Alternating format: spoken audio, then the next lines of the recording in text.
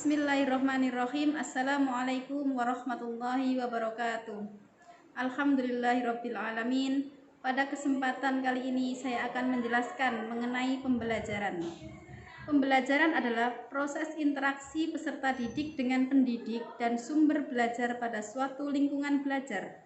Pembelajaran merupakan bantuan yang diberikan pendidik agar dapat terjadi proses perolehan ilmu dan pengetahuan, penguasaan kemahiran dan tabiat, serta pembentukan sikap dan kepercayaan pada peserta didik. Dengan kata lain, pembelajaran adalah proses untuk membantu peserta didik agar dapat belajar dengan baik. Seorang guru perlu memperhatikan model pembelajaran, karena model pembelajaran merupakan kunci terlaksananya proses pembelajaran di kelas. Ada hal penting di mana guru belum membedakan antara pendekatan, metode, model, dan strategi pembelajaran. Hal tersebut memang masing-masing berbeda, akan tetapi itu tidak perlu kita perdebatkan. Dalam jurnal ini, saya akan menjelaskan tentang salah satu model pembelajaran, yaitu model pembelajaran Discovery Learning. Discovery Learning adalah salah satu model pembelajaran yang diterapkan dan dikembangkan dalam pelaksanaan pembelajaran kurikulum 2013. Guru sebagai pelaksana utama pembelajaran tentu berkewajiban untuk memahami dan menerapkan model pembelajaran ini. Model pembelajaran Discovery Learning mengambil beberapa langkah pembelajaran, yaitu persiapan, pelaksanaan, dan penilaian. Sedangkan pada kegiatan inti, yaitu pelaksanaan pembelajaran, model pembelajaran Discovery Learning mengambil pemberian stimulasi atau rangsangan, pernyataan identifikasi masalah, pengumpulan data, pengolahan data, verifikasi atau pembuktian, dan menarik kesimpulan atau generalisasi. Tahap pertama pembelajaran model Discovery Learning adalah persiapan. Kegiatan persiapan ini mengambil kegiatan-kegiatan sebagai berikut. Yang pertama, menentukan tujuan pembelajaran. Nah, tujuan pembelajaran harus dirumuskan terlebih dahulu sesuai dengan kompetensi yang ingin dicapai. Yang kedua, melakukan identifikasi karakteristik siswa atau kemampuan awal, minat, gaya belajar, dan sebagainya. Setiap anak mempunyai keunikan tersendiri. Dalam hal ini, guru harus memperlakukan siswa secara klasikal dan secara individu. Yang ketiga, memilih materi pelajaran. Materi pelajaran harus disesuaikan dengan kompetensi dasar dan sesuai dengan tujuan pembelajaran yang telah dirumuskan. Yang keempat adalah menentukan topik-topik yang harus dipelajari siswa secara induktif dari contoh-contoh generalisasi misalnya. Yang kelima, mengembangkan bahan-bahan belajar yang berupa contoh-contoh, ilustrasi, tugas, dan lain sebagainya untuk dipelajari siswa, baik secara individu maupun secara kelompok.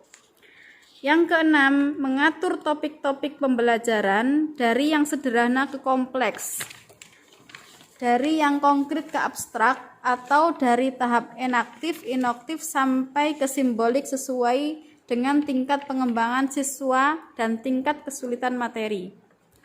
Yang ketujuh adalah melakukan penilaian proses dan hasil belajar siswa sesuai dengan tujuan pembelajaran yang telah dirumuskan.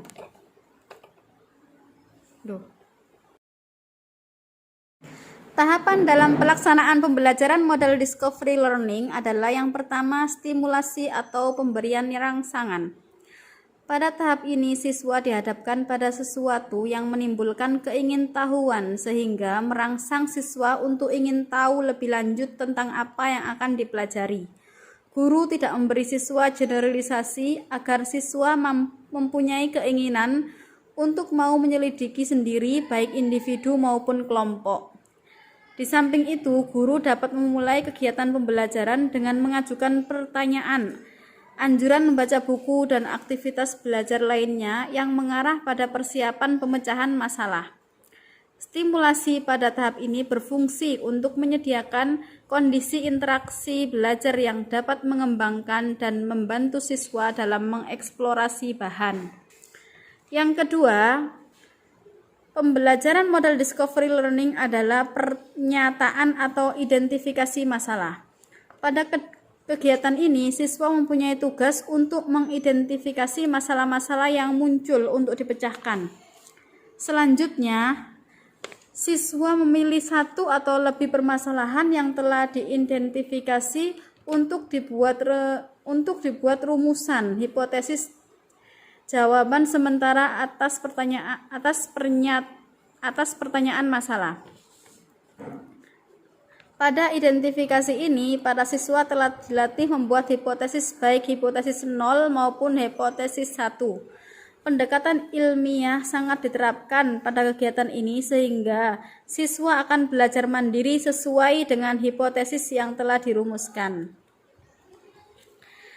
Tahapan yang ketiga dalam pelaksanaan pembelajaran pada model discovery learning adalah pengumpulan data.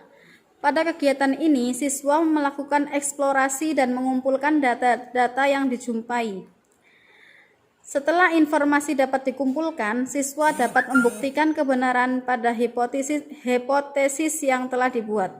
Guru memberi kesempatan kepada siswa untuk mengumpulkan berbagai informasi yang relevan, membaca literatur, mengamati objek, wawancara dengan narasumber, melakukan uji coba sendiri, dan lain sebagainya. Tahapan yang keempat, pelaksanaan pembelajaran pada model discovery learning adalah pengolahan data. Pengolahan data merupakan kegiatan mengolah data dan informasi yang telah diperoleh oleh para siswa, baik melalui wawancara, observasi, dan lain sebagainya. Lalu ditafsirkan semua informasi, hasil bacaan, wawancara, observasi, dan lainnya semuanya diolah, diacak, diklarifikasikan, ditabulasi, bahkan bila perlu dihitung dengan cara tertentu serta ditafsirkan pada tingkat kepercayaan tertentu. Guru melatih dan membimbing siswa untuk berlatih menata data sehingga data yang diperoleh merupakan data yang valid dan reliable. Tahapan yang kelima, pelaksanaan pembelajaran pada model discovery learning adalah verifikasi atau pembuktian. Pada tahap ini, siswa melakukan pemeriksaan secara cermat untuk membuktikan benar atau tidaknya hipotesis yang ditetapkan tadi dengan temuan alternatif dihubungkan dengan hasil data processing.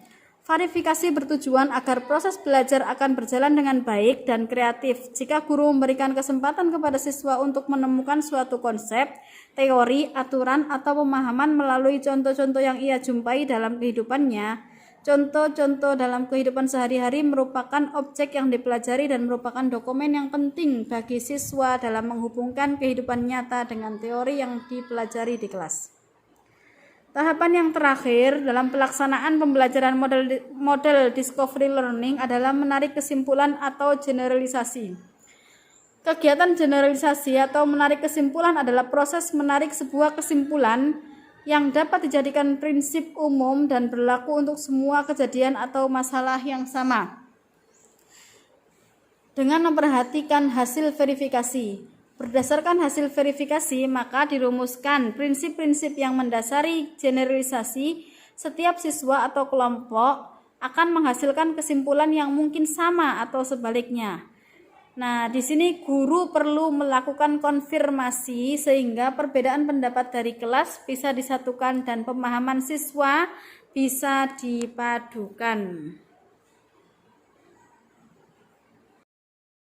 Sekian penjelasan dari saya, kurang lebihnya saya mohon maaf. Semoga bermanfaat. Wassalamualaikum warahmatullahi wabarakatuh.